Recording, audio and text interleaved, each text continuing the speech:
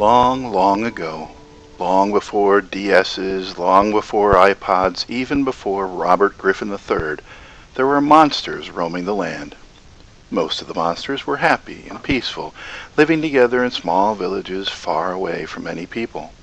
This is a story about 5 of these monsters.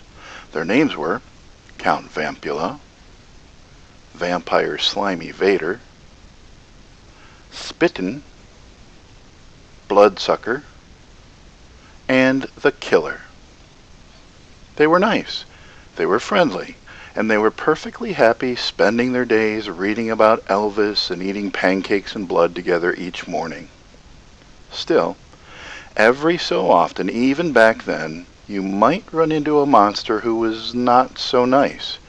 A monster who was big and mean and smelly. This is a story about one of these kinds of monsters too. He was called the Metacrin, and he was big, and he was mean, and hoo-wee did he smell bad, just like rotten cheese dripping in skunk juice on top of a pile of old armpits. Now, the monster friends lived together in a small village on the edge of a wide prairie next to a very thick forest that led up into the high mountains. They had a peaceful life, playing scary games like vampire checkers, monster basketball, and even monster shooting. They lived in this happy little village for years and years until one day the sky around the mountains turned dark and scary. The air turned cold, and as the monsters huddled together, Count Vampula said, "Does anyone else smell a hint of wolf hair in the air?" "Actually," said Vampire Slimy Vader, "it smells more like garbage." That was the day the bloody Metacrin came to live in the mountains. The Metacrin would stalk down from those mountains in the dead of night, sneak into the village and steal whatever he could find, and then eat it for breakfast the next morning. One night, he stole a tiger that was Spittin's pet.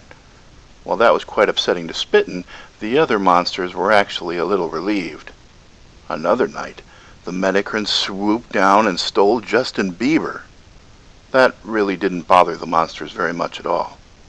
But when the Metacrin thundered down the mountain one night and stole the Ninjago Masters while they were screaming, well, the monsters knew they had to do something fast. The monsters decided to do some research. So they went to their computers and typed in www.bunga.com. "Why are we using Bunga to search the internet? Flibbertigibbet is a much better search engine," said Bloodsucker.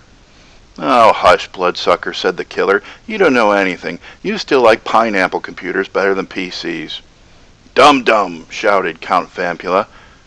For those of you who don't speak Monsterese, dum-dum roughly translates to, "If you don't quiet down and start paying attention, I'm going to rip off your eyeball and your head and feed them to a wild, ugly giraffe."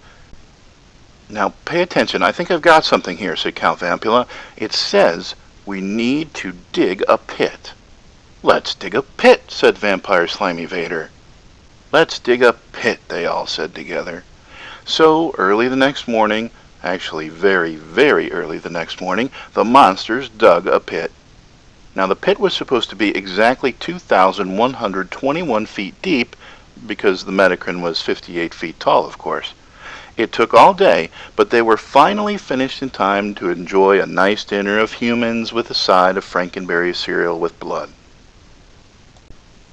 "Well, that pit ought to do it," said Spittin' as they all went to sleep for the night. But later that night, the Metacrin snuck into the village. It walked up close to the pit. "Hey, look, a pit," said the Metacrin. "Well, now that's not very safe. Someone could get hurt around here. Oh, well." So he tiptoed around the pit, grabbed the very first thing he found, which just happened to be Elmo, and he burped his way back up to the top of the mountain. Needless to say, the monsters were not happy. "See, I knew we should have used Flibbertigibbet to search the internet," said Bloodsucker. "I think we just didn't read enough," said Count Vampula. "Let's see what else we can learn." After calming down, the monsters did some more research on the Metacrin. They learned that it wore the same underwear for 3 weeks in a row. They learned it had 150 eyeballs. But most importantly, they learned the Metacrin loved birds. And it especially loved wild loons. "We need a loon," said Spittin'. "We need a loon," they all said together. So they all went out separately to catch a loon. Bloodsucker had only found a big wolf, and the killer had mistaken John Carter for a loon. Luckily, Count Vampula brought back a real, live loon. That evening they carefully lowered the loon into the pit and wished it good night. After a large dinner of cinnamon rolls with syrup, the monsters tucked themselves into bed for a good night's sleep. That night, however, the Metacrin snuck back into the village. It walked up closer to the pit. "Hey, look, a pit," said the Metacrin. It looked down into the pit. "Oh, it's a loon. I like loons. Hi, Loony Loon," said the Metacrin. "Macony," said the loon.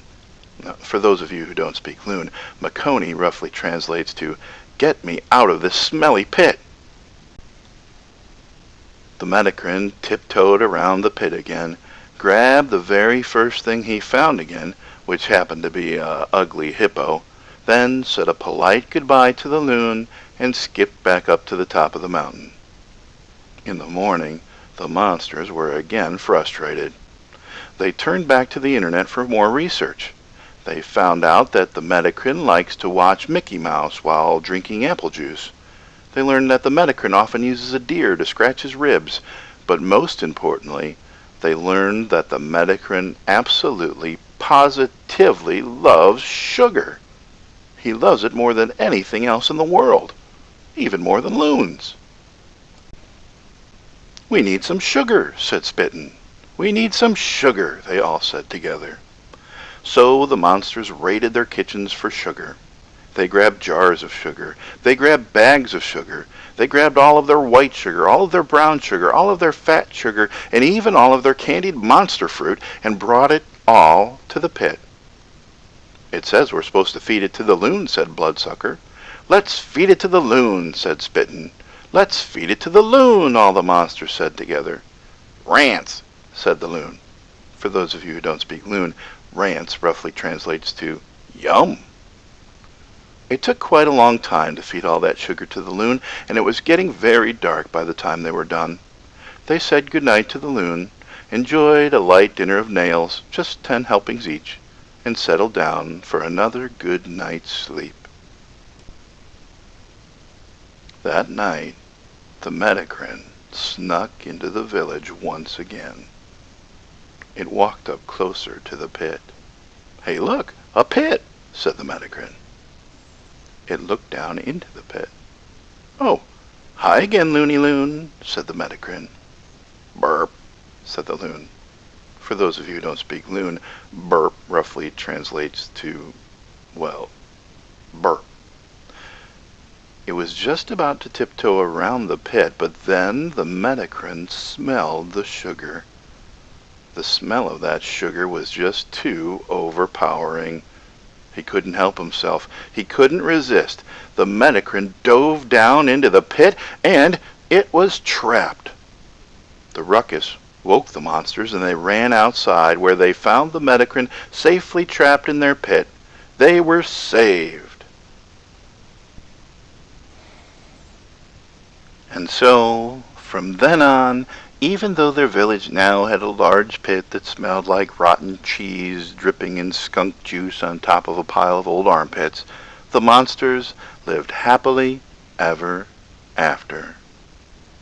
Well, the moral of this story, of course, is Mamma Mia Baya Gubla Figdig, which, for those of you who don't speak Monsterese, roughly translates to a loon full of sugar helps the Metacrin go down.